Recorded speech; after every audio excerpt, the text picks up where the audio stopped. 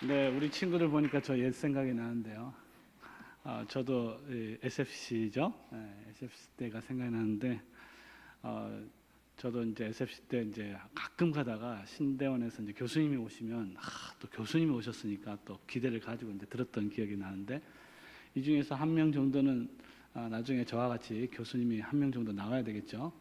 우리 범천교회 성도님들이 기도를 얼마나 하느냐에 따라 아마 달라지지 않을까. 어떤 기도를 하느냐에 따라서 이제 우리 아이들이 어떻게 바뀔 수 있겠죠.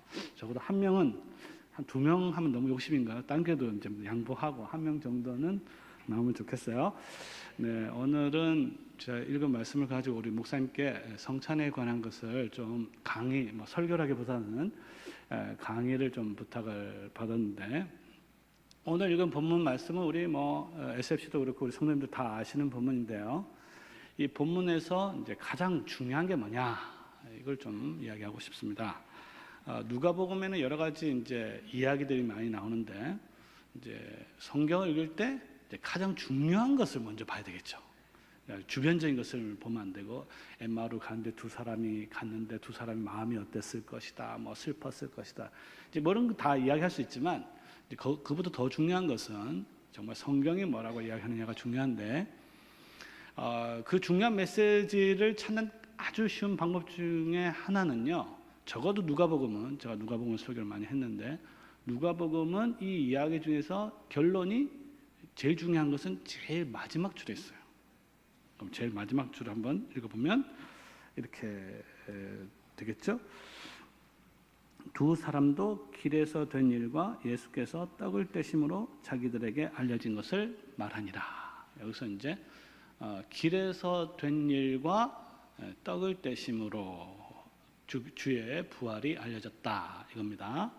이게 제일 중요한 거예요. 그러니까 엠마오 사건에서 이 구절에 대한 이해가 없으면 엠마오 사건은 그냥 하나의 이야기밖에 안 되는 겁니다. 그래서 이 엠마오 사건에서 가장 중요한 구절은 이제 34절이죠, 36절이죠, 36절 말씀이다. 이거는 이제 우리 SFC도 중요합니다. 이제 국어 공부할 때 제일 중요한 게 뭐냐, 이거 줄 쳐라 이렇게 할 때 글을 읽는 법을 배우는 거잖아요. 그래서 성경을 읽을 때도 이걸 성경을 잘 읽어야 이제 국어 실력도 낳고 영어 실력도 늘어가는 겁니다.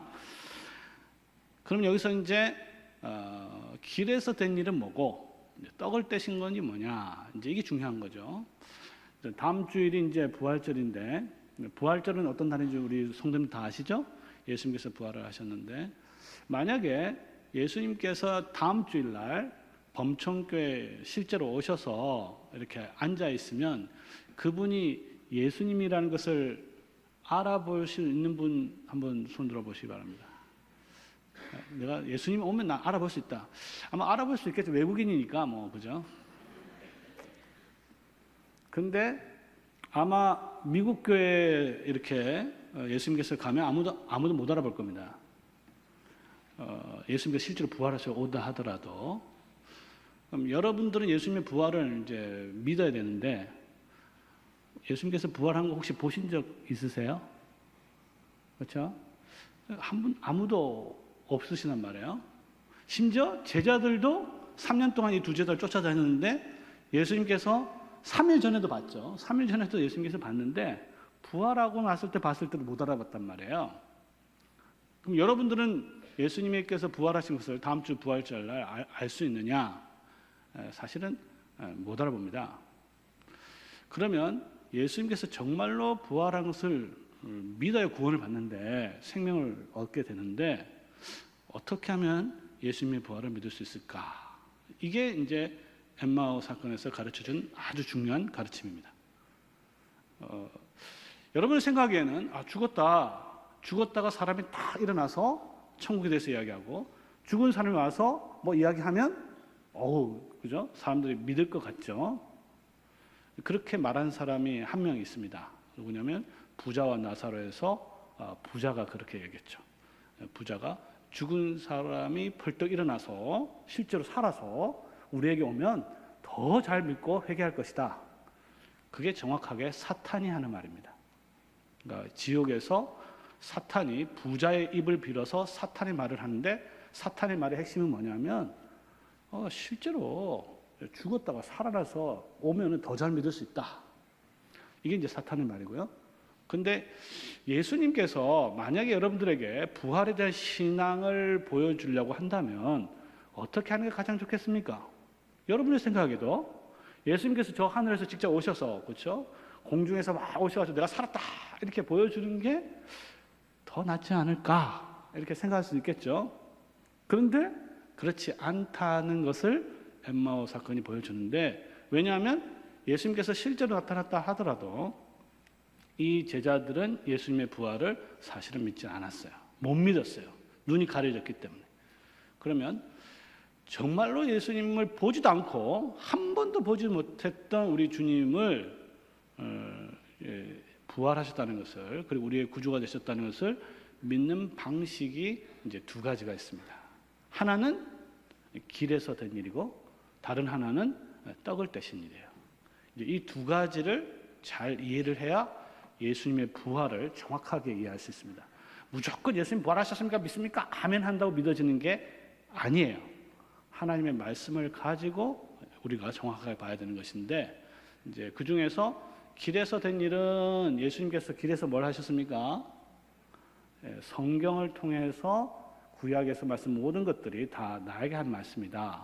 그러니까 구약 성경을 통해서 예수 그리스도께서 말할 때 그들의 마음이 열리고, 그 다음에 떡을 떼시고 성찬식을 할 때 그들의 눈이 밝아져서 예수님을 보게 된 것이죠. 자, 예수님께서 이게 이제 언제 일어난 일이냐면요, 예수님께서 부활한 날에 일어난 일이에요. 다음 주를 부활절인데 예수님께서 부활한 날 뭐 하신 줄 아세요? 하루 종일 두 가지를 하셨습니다. 이게 당일에 일어난 일. 물론 이제 새벽에 뭐 마리아가 와서 나타나기도 하고 뭐 밤에 또 제자들한테 갔지만 아침부터, 아침 일찍이잖아요. 아침부터 저녁까지 이 두 제자와 계속 부활절 그 당일날 계속 한 일은 뭐냐 하면 길에서 성경을 가르치고 그 다음에 저녁에 제자들과 함께 떡을 뗀 겁니다. 그것을 통해서 예수님께서 자신의 부활을 알리셨어요. 왜 예수님께서 이 방법을 사용하셨냐면요, 이 두 가지 방법이 가장 좋은 방법이기 때문에 그렇습니다. 근데 여러분들 생각에는 어떻습니까? 예수님의 부활을, 다음 주 부활절 우리가 부활의 주님을 우리가 믿어야 될 텐데 이런 방식이 과연 통할까? 그냥 예수님께서 그냥 범천교에 한번 딱 오시면 제일 좋을 것 같은데 그렇지 않잖아요, 그렇죠? 성경은 그렇게 이야기하지 않고 예수님께서 하신 이 방식대로 해야 정말로 우리가 부활을 믿을 수 있다는 것을 이야기하고 있고요. 그 다음에 이제 부자와 나사로 비유의 핵심도 맨 마지막 구절에 나타납니다. 모세와 선지자들의 말을 듣지 않으면 죽은 자가 살아나도 믿지 않을 것이다. 고난을 받지 않는다 그랬어요. 그러니까 설교와 성찬을 통해서 예수 그리스도의 부활을 확신하지 못하면 다른 어떤 방법으로도 예수님의 부활을 믿을 수 있는 방법은 전혀 없습니다. 뭐 예수 꿈에 나타날 수 있다, 또 아니면 실제로 올 수 있다, 뭐 음성을 들려줄 수 있다, 이런 건 전부 다 사탄의 소리예요. 그렇게 부자들이 지옥에서 하는 말이 바로, 사탄이 지옥에서 하는 말이 바로 그런 겁니다.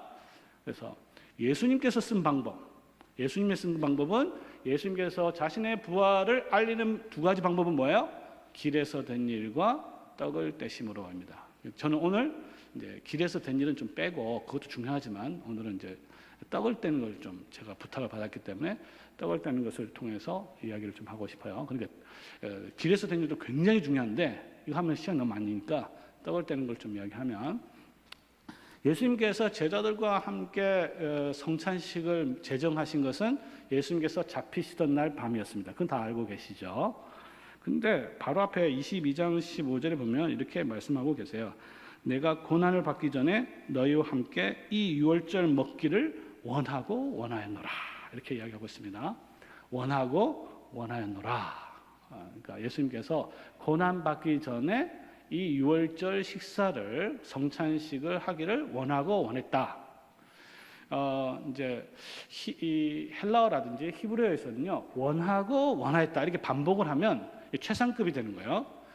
가장 원했다, 정말로 지극히 원했다는 것을 원하고 원했다. 그냥 단순하게 원하고 원했다는 뜻이 아니고 예수님께서 가장 원하시는 것이라는 거예요. 예수님께서 고난 받으시는 거, 이번 주 이제 금요일에 예수님께서 고난 받으시잖아요. 고난 받으시기 전에 예수님께서 가장 원하시는 게 뭐냐?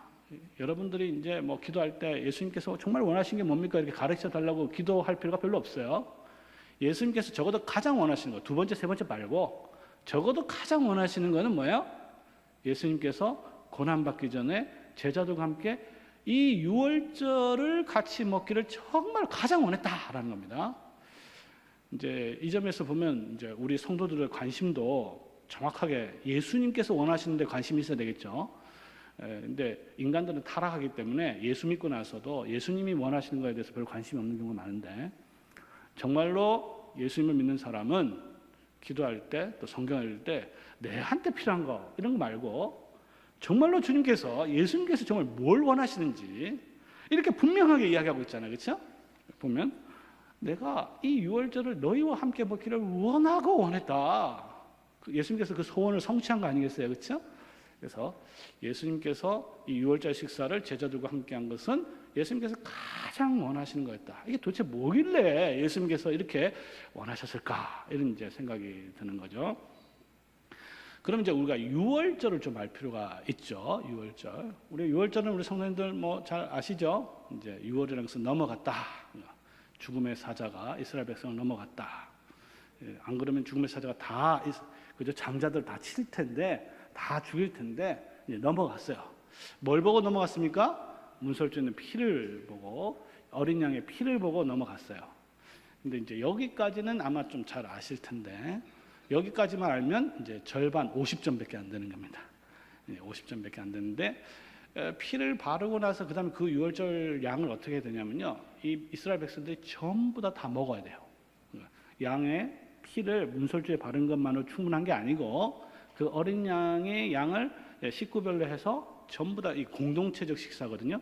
이거 전부 다 먹어야 하나님의 진노가 임하지 않게 되는 겁니다. 그러니까 구약의 그 유월절, 하나님의 구속 사역이죠. 이스라엘 전 백성들을 애굽 땅 종되었던 집에서 건져내는 그 사건을 기념하는 것이 유월절입니다. 그 유월절의 가장 절정에 이르는 것이 뭐냐면 어린 양을 다 먹는 거예요. 남기면 안 돼요. 조금이라도 남기면 안 돼요. 전부 다 먹어야 돼요. 그것이 다 먹어져야 유월절 마지막이 이제 완성이 되는 겁니다. 그 유월절 식사를 이제 예수님께서 고난 받으시기 전에, 고난 주한 전에 자기 제자들과 함께 이렇게 식사를 나누기를 원하고 원했다라는 것입니다. 구원의 그 은덕들을 제자들과 함께 미리 나누기를 원했다, 이렇게 볼 수 있는 것이죠. 그래서 우리가 유월절을 이해할 때 유월절의 제일 마지막은 유월절 식사가 되겠습니다. 그래서 예수님은 제자들과 함께 이 유월절 식사를 했고, 그리고 나서 3일 뒤에 부활절 당일날에도 이 두 제자, 그렇죠? 예수님께서 돌아가시기 전에는 12제자와 함께 식사를 했고, 그 다음에 부활하시고 나서는 이 두 제자들과 함께 식사를 나눈 겁니다. 그래서 이 유월절 식사는 예수님께서 돌아가시기 전에 했을 뿐만 아니라 예수님께서 부활하시고 나서도 이와 같은 식사를 나눴다고 할 수 있는데, 이 식사는 그냥 일반적인 의미에서 그냥 예수님께서 배고프니까 같이 먹는 그와 같은 식사가 아니었습니다. 왜냐하면 예수님께서 이 식사를 할 때 그 식사하는 핵심들을 잘 보여주고 있어요. 그건 뭐냐면 예수님께서 떡을 취하여 축사하시고 떼어 나눠주셨다, 이렇게 표현이 됩니다. 이게 이제 아주 세세하게 표현되어 있죠. 네 가지로 표현이 되어 있는데, 예수님께서 그냥 제자들과 함께 밥 먹었다 이렇게 해도 될 것을 예수님께서는 성찬을 제정하시면서 떡을 취하시고 축사하시고 떼어서 나누어 주셨습니다. 그러니까 예수님께서 떡을 취하심, 테이킹이라고 그래요. 테이킹. 우리 어린 SFC한테 영어로 하니까 테이킹이라 합니다. 아시겠어요? 테이킹. 나중에 선생님도 확인했어요. 그 다음에 축사하시고, 이게 blessing이라고 그래요. 축복하는 거예요. blessing. 동사에 ing가 붙으면 어떻게 되죠? 기억나십니까? 동사에 ing가 붙으면 동명사가 되거나 현재 진행형이 되는데 동명사가 되는 거예요. 그 다음에 taking, blessing, 그 다음에 breaking 하면 떼는 거죠. breaking. 그 다음에 마지막에는 giving, 주는 겁니다. give, giving. 이제 영어 좀 되나요? 네, 그래서 예수님께서 떡을 취하시고 축사하시고 떼어서 나눠주는 이것이 성찬식에 꼭 있어야 될 요소가 되는 겁니다. 이것이 예수님의 죽으심이 어떠한 죽음인 것을 가장 잘 보여주기 때문에 그런 건데, 자, 그러면 퀴즈 한번 내볼까요, 우리 친구들? 이 네 가지 중에서 뭐가 제일 중요할까요?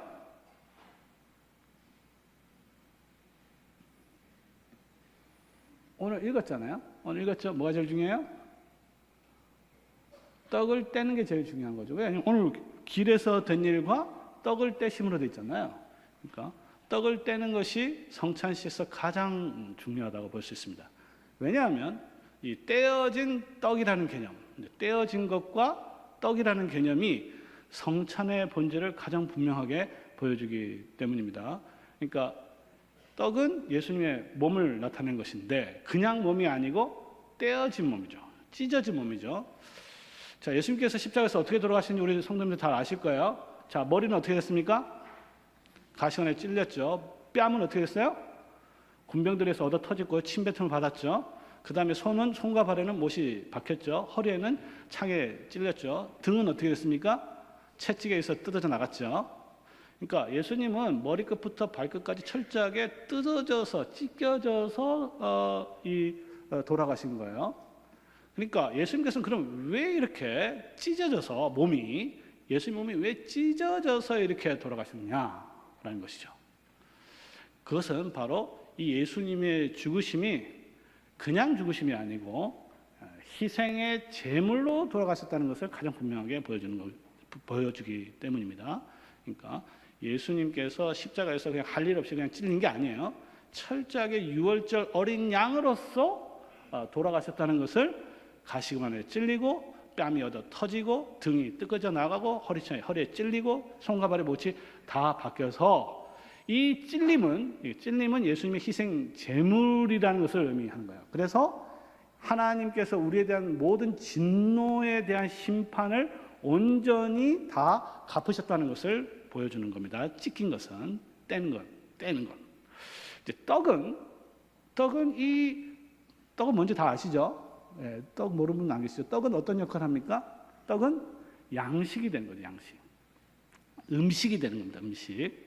그래서 예수님께서 이 찢겨진 몸이, 그러니까 희생 제물로 돌아가신 이 예수님의 죽음이, 희생적 이 예수님의 고난과 죽음이 우리에게는 뭐가 되냐면 양식이 된다는 거예요. 이게 좀 어려운 개념인데.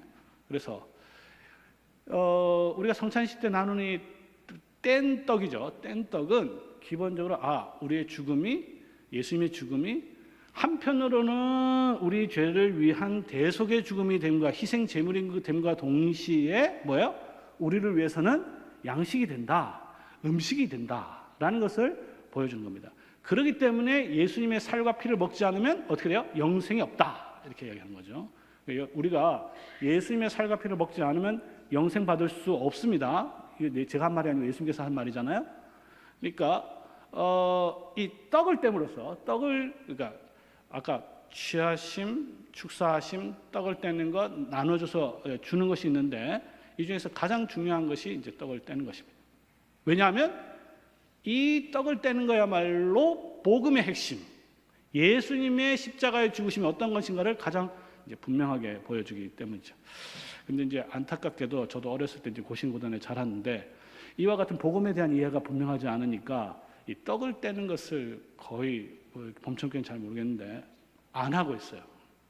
안 하고 있거나 또는 우리 권사님들은 이제 카스테라를 예쁘게 이제 먹기 좋게 이렇게 잘라서 그렇죠? 이렇게 하고 있잖아요.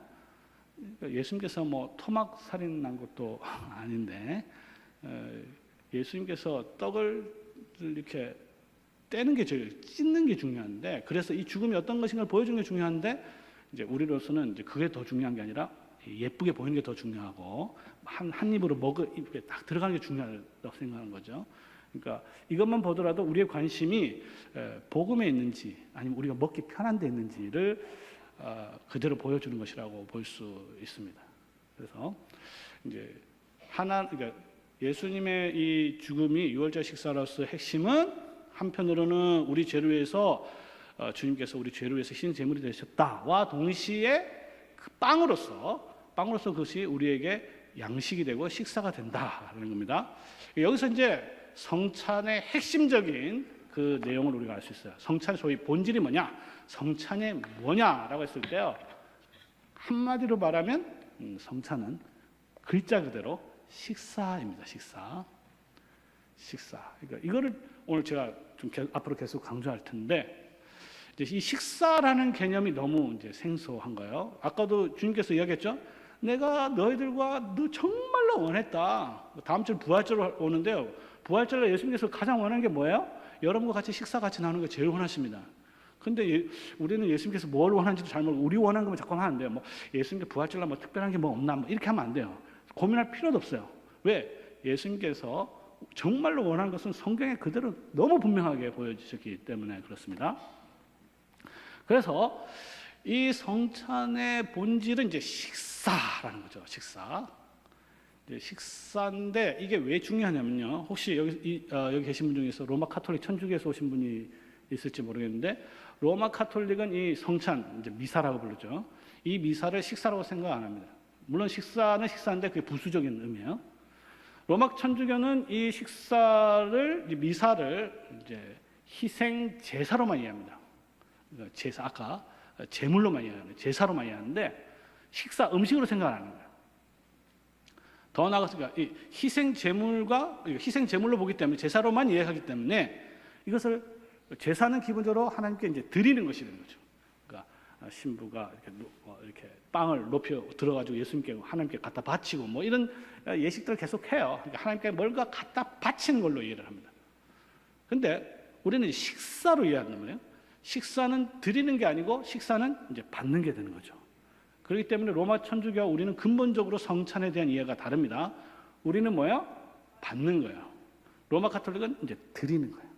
그래서 어떻게든 드려서 이제 공로 사상이 거기 들어와요. 드려서 뭔가 얻어내는 걸 보는데 우리는 그게 아니라 드리는 거는 예수님께서 다 드렸어요. 언제 드렸어요? 십자가에서 다 드렸어요.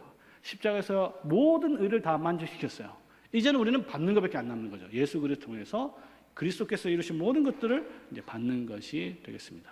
그것을 이 예배 시간에 경험하는 것이 뭐냐? 떡을 떼는 것이다. 성경에는 이제 성찬이라는 말 자체는 나오지 않습니다. 성경에는 거의 항상 떡을 떼는 것으로 나타나 있어요. 그래서 떡을 떼는 것이다. 성찬이다. 이렇게 보게 됩니다. 자, 근데 이 식사가 왜 중요하냐면 오늘날 우리 교회에서 이 성찬을 식사로 이해하는 경우가 너무 없는 것 같아요. 예를 들어서 성찬식 분위기를 보면 식사 시간이면 이제 분위기 어떻게 가면 좋을까요? 식사 시간이다. 식사 시간이면 분위기가 좀 어떻게 밝아야 되겠죠, 그렇죠? 근데 이제 제가 간 대부분의 교회는 이제 성찬식은 주로 초상집 분위기가 비슷해서 이거 예수님이 의도한 게 전혀 아니거든요.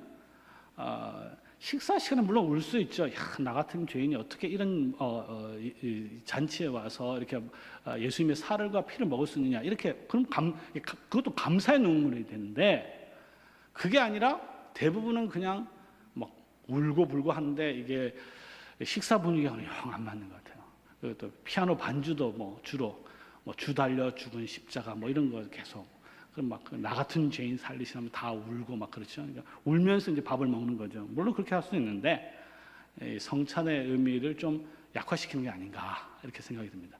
기본적으로 이거는 식사 시간이다. 식사 시간인데 이것은 그래서 어떤 식사 시간이 됐을 때 사실은 초상집이 아니고요. 식사는 이제 여러 식사가 있잖아요. 매일 먹는 집에서 먹는 식사도 있고 또 특별한 식사도 있고 또 잔치도 있잖아요. 그러니까 이거는 매일 먹는 식사가 아니고요. 잔치로서의 식사예요. 근데 잔치도 이제 등급이 있잖아요. 뭐 돌잔치, 또 뭐 회갑잔치. 잔치 중에서 제일 큰 잔치는 이제 혼인잔치가 되는 거죠. 혼인잔치인데 혼인잔치 중에서도 가장 큰 혼인은 혹시 아십니까? 이제 왕의 아들이 결혼하는 거죠. 왕의 아들이 결혼하는 게 가장 큰. 제가 이번에 이제 안식년 맞아서 이제 영국에 좀 갔다 왔는데 영국에 보면은 그 이제 웨스트민스터 대성당에 보면은 거기 옛날에 이제 황태자 다이애나 빈 그죠? 거기 결혼식 장면 보면 어마어마하잖아요. 이제 그 혼인 잔치가 그러니까 앞으로 임하게 될 6월절 이 식사가 나중에는 이제 요한계시록에 보면 이제 혼인 잔치가 되거든요. 그 혼인 잔치를 미리 앞당겨서 지금 경험하는 것이 성찬식이다 이렇게 보면 되는 것입니다. 그래서 기본적으로 성찬식은 초상집이 아니고 혼인잔치집이 된다. 이걸 정확하게 구분해서 이야기하면 좋겠어요. 근데 이제 이렇게 이야기하면 예수님께서 죽으심을 기념하라 그러지 않았냐? 물론 죽으심을 기념해야죠. 근데 예수님의 죽음을 기념한다는 건요, 뭘 기념하는 거냐 했을 때, 기억하는 거냐 했을 때, 예수님의 죽음 하면 우리 성도님들 아마 이렇게 생각할 거예요. 얼마나 아프실까? 뭐 이런 거죠.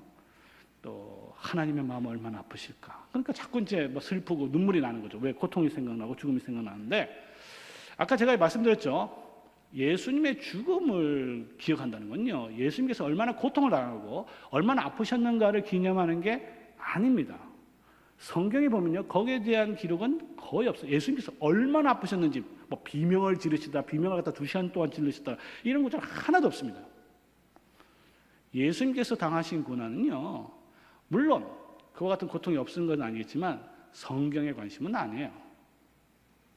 그렇기 때문에 예수님의 죽음의 핵심은 뭐냐면요, 그것이 아까도 말했지만 우리 죄를 대속한 대속의 제물이고, 또한 그것이 우리를 위한 양식이 된다는 걸 기념하는 거지.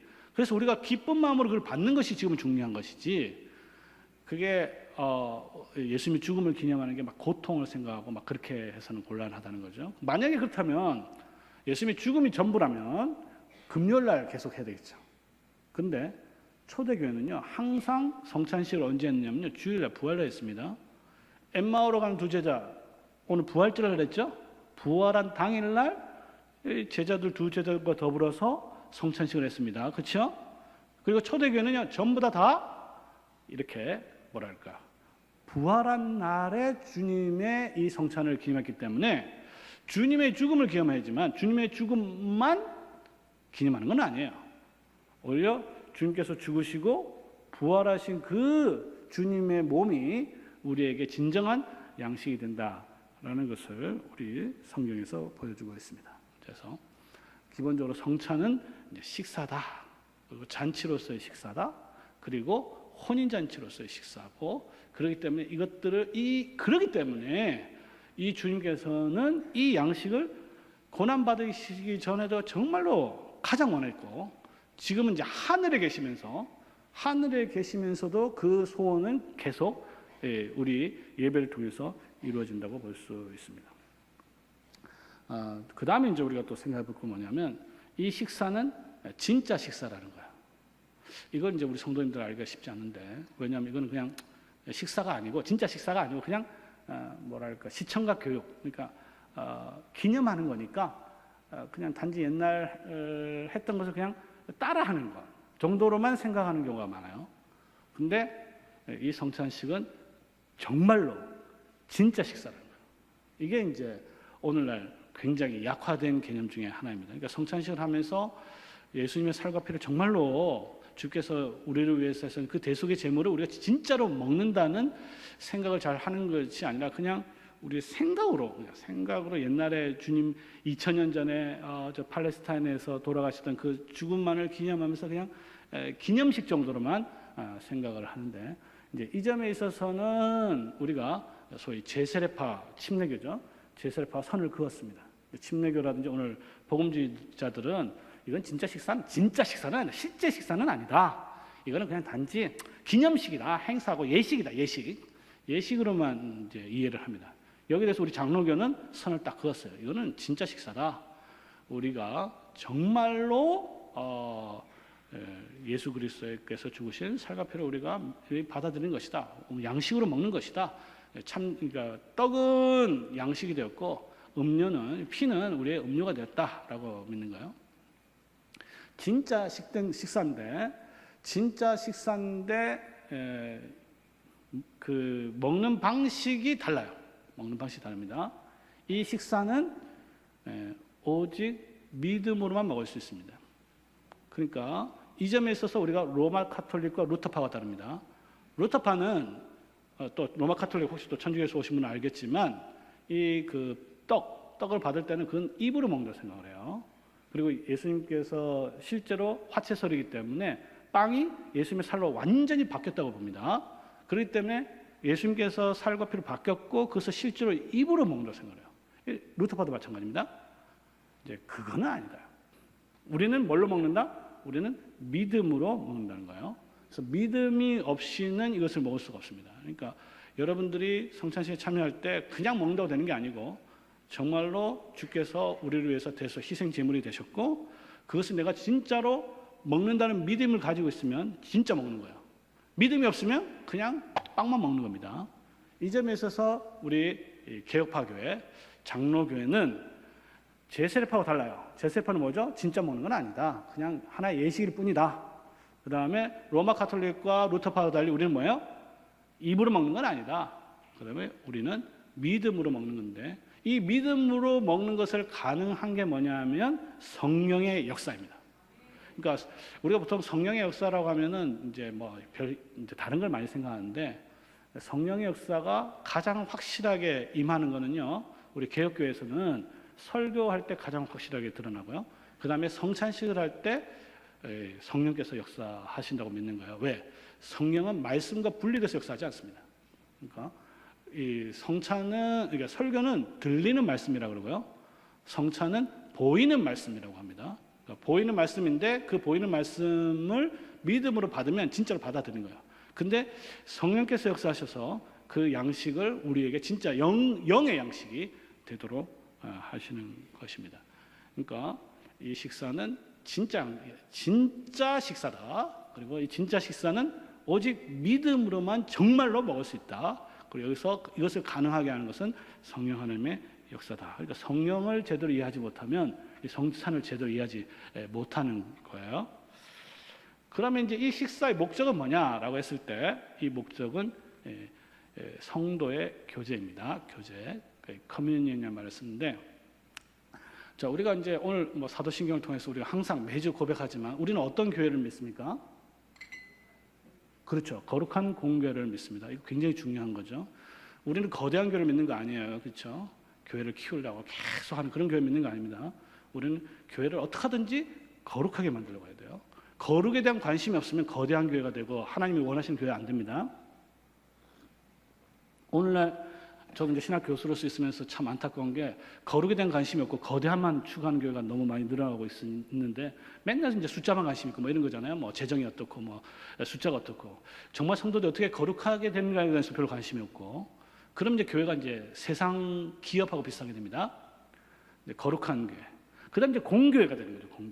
공교회는 이제 자기만의 교회가 아니고 이제 보편적 교회가 되는 거죠. 심지어 우리 고신교단 조금 넓히면 또 그러면 이제 신학교에 대한 관심도 있겠죠.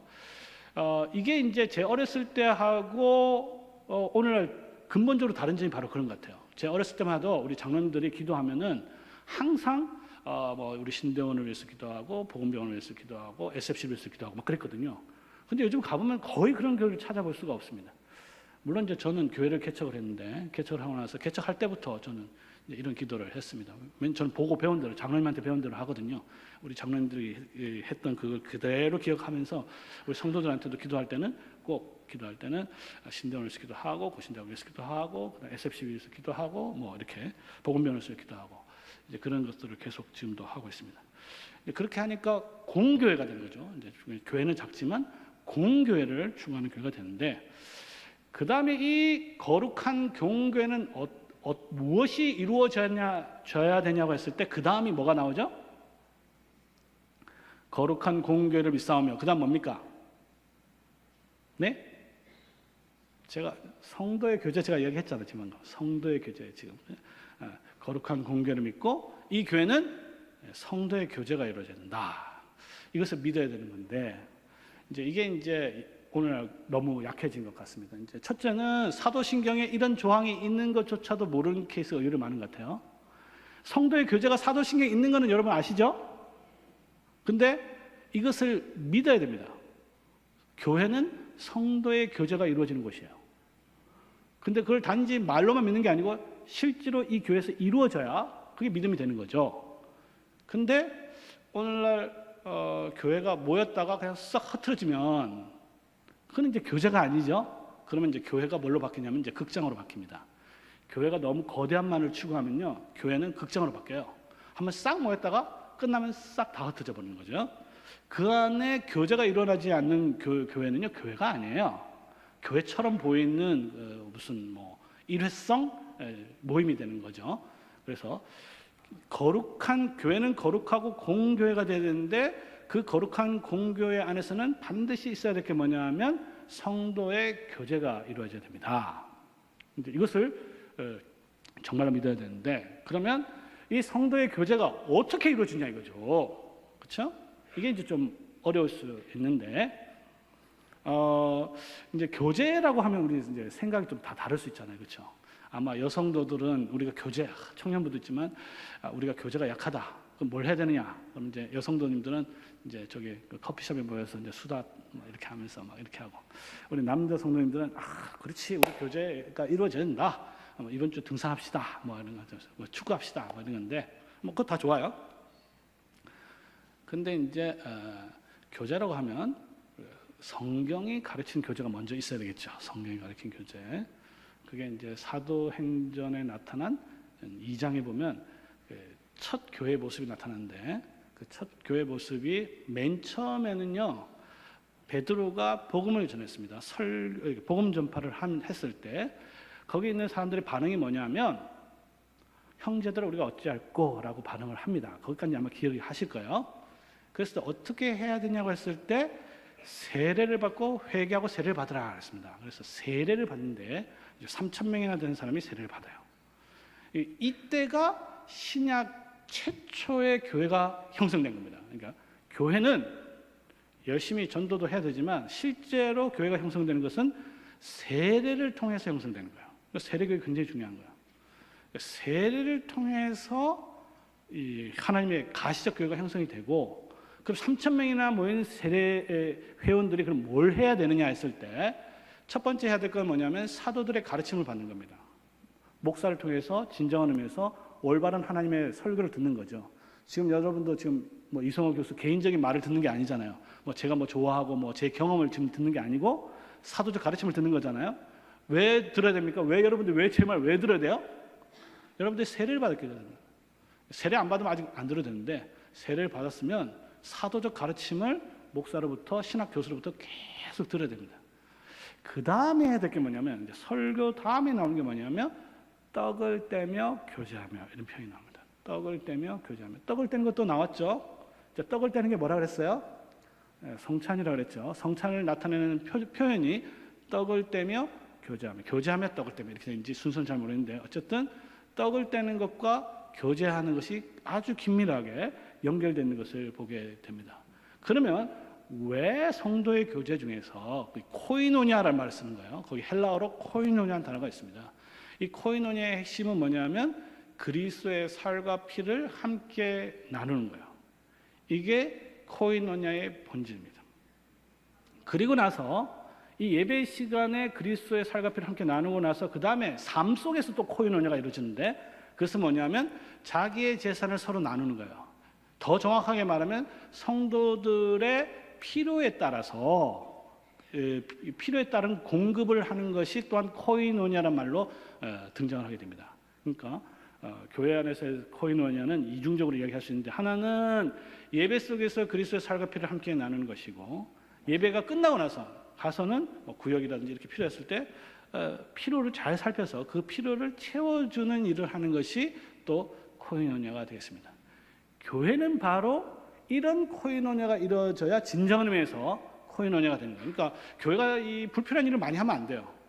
교회가 지금 우리가 교회인데 뭘 해야 되느냐 했을 때 뭐 여러 가지 이것도 하자 저것도 하자 이렇게 하는데 가장 중요한 것, 또 예수님께서 가장 원하시는 것부터 해놓고, 그죠?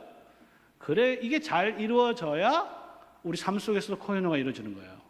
그렇게 우리 안에서 이렇게 예배를 통해서 예수님과의 교제, 성도들끼리 서로 나눔을 통해서 형제 자매라는 것을 확인하는 것, 이와 같은 것들이 가시적으로 예배 속에서 잘 이루어지고, 또 이것이 이 힘을 바탕으로 해서 우리 삶 속에 나가서 정말로 이렇게 잘 이렇게 피로들을 채우는 이런 역할을 잘 할 때, 그렇기 때문에 어떻게 되는 줄 아세요? 사도행전에 보면 소문이 나요. 소문이 막 나요. 옆에 지역에 소문이 막 나요. 그러면 백성들로부터 칭송을 받아요. 칭송을 막 받아요. 교회가. 교회는 칭찬을 누구로부터 받아야 되냐면, 그러니까 이 범천교회가 좋은지 안 좋은지는요, 옆에 있는 사람한테 물어보면 압니다. 불신자가 제일 잘 알아요. 여러분들이 아는 거 아닙니다. 그러니까 칭찬을 받으면, 그러면 하나님께서 뭘 하신 줄 아세요? 뭘 하십니까? 맨 마지막 결론이 주께서 믿는 자를 날마다 더하시니라. 이렇게 되는 겁니다. 순서가 이렇게 되는 거예요. 그러니까 초대교회에서 세워졌던 교회는 강단에서 쓸데없는 말 이런 게 나오는 게 아니고 사도적 가르침과 복음이 선포되고, 그러면 거기에 대해서 회개의 반응이 나타나고, 회개를 할 때 거기에 근거를 해서 성부와 성자와 성령의 이름으로 삼위 하나님의 이름으로 세례가 베풀어지고, 세례가 베풀어진 다음에 이들이 가시적 교회가 형성이 되면 그 안에서 성찬을 통해서 성도의 교제가 진정으로 이루어지고, 그리고 나서 예배가 끝나고 나서 삶 속에서 필요에 따른 그런 공급들이 이루어지면 옆에 있는 우리 불신자들이 여기에말로 세상의 빛과 소금이죠. 여기에 정말 주께서 함께 계시는구나 라는 것을 칭찬을 듣게 되면 하나님께서 믿는 자를 보내주시는 거예요. 그러니까 교회는 우리의 노력으로 이루어지는 거 아닙니다. 우리가 여러분 열심히 한다고 교회 성장하는 거 아니에요. 교회 보면은 주께서 더한다 돼 있지, 주께서 택한 백성을 더한다 돼 있지, 여러분들이 열심히 한다고 되는 거 아니에요. 물론 여러분들이 열심히 이제 해야 되는 거 있습니다. 뭐죠? 여러분들이 해야 되는 것은 주께서 원하시는 것만 열심히 하면 돼요. 주께서 원하시는 것은 길에서 된 일과 떡을 떼심으로 주님의 부활을 오실 때까지 증거하는 거라 이렇게 돼 있잖아요. 예수님의 부활을 증거하는 방법은요, 이 예배 속에서 여기 초청된 성도들에게 말씀과 성찬을 통해서 증거하는 것입니다. 그게 예수님의 부활을 증거하는 가장 좋은 방법이에요. 누가 이를 할 수 있을까요? 정말로 이것을 믿는 사람만 할 수 있습니다. 이걸 안 믿고 딴 거 그거 하고 되겠나 이런 사람 있죠. 밖에 나가서 홍보도 해야 되고 뭐도 해야 되고 열심히 해야 되고 이래야 더 교회가 또 잘 되는 거 아닌가라는 생각을 오늘날 너무 많이 하고 있는 것 같습니다. 옛날에 그렇게 된 적이 있습니다. 70년대, 80년대. 요즘엔 그래가 잘 안 돼요. 이미 시대가 30년대 바뀌었기 때문에. 지금은 하나님의 말씀에 근거를 해서 우리가 정말로 주께서 원하시는 것을 통해서 주님의 다음 주 부활주일인데 주님의 부활을 증거하는 그와 같은 삶을 살 때 하늘에 계신 우리 그리스도께서 우리들의 은혜의 수단이라는 말을 사용합니다. 은혜의 수단을 통해서 우리 교회를 든든히 세워 가실 것입니다. 마지막으로 이제 이야기를 하면, 그러니까 우리 성찬식을 통해서 이제 우리가 해야 될 것이 이제 우리가 드러나는 것이죠. 성찬식을 통해서 해야 될 것은 이제 식사다. 식사라는 거예요. 아무리 강조해도 지나치지 않습니다. 식사는 이제 먹는 것이죠. 받는 것이고 먹는 것입니다. 먹어야 사는 거죠. 우리가 입으로는 뭘 먹습니까? 빵과 포도주를 먹는 거죠. 그러나 믿음으로는 우리가 뭘 먹느냐? 예수님의 죽으심과 진짜 참된 살과 피를 양식으로 먹는 거예요. 그 두 가지가 동시에 일어납니다. 그러니까 이것은 믿음으로만 이제 가능한 거죠. 그것이 이루어질 때 예배 속에서 성도의 코이노니아가 이루어지는 거예요. 성도의 코이노니아가 이루어지면 우리는 예수님과 하나가 되고 우리 옆에 있는 형제들과 지체가 돼서 또 하나가 되는 겁니다. 이것이 기쁨이 쌓이고 힘이 쌓이면 이게 우리 예배 끝나고 나서도 성도들을 서로 돌아보는 역할을 하게 되는 것이고, 그리고 그렇게 돌아갈 때 이 교회가 하나님의 이름이 드러나고 삼위 하나님의 이름이 높아지고 주의 칭찬을 듣게 되고, 그리고 주께서 택한 백성들을 이곳에 불러 모으시고, 그래야 하나님께 더 많은 영광을 돌리게 되는 것입니다. 이게 교회의 사명이라는 것을 잘 기억하시고, 이제 고난중앙과 부활절을 맞이해서 우리 성도들이 정말로 이 성찬의 의미가 무엇인지 알고, 부활절날 주님께서 무엇을 했는지만 잘 보시면 돼요. 하루 종일 뭘 했느냐? 길에서 가르치시고 저녁에는 떡을 떼신 것입니다. 그것을 통해서 예수님께서는 이제 부활을 증거하셨습니다. 이 복된 사명을 주님 오실 때까지 잘 감당하여서 하나님의 은혜를 마음껏 누리는 우리 복된 범천교회 성도들 되시기를 삼위 하나님의 이름으로 축원합니다. 기도하겠습니다.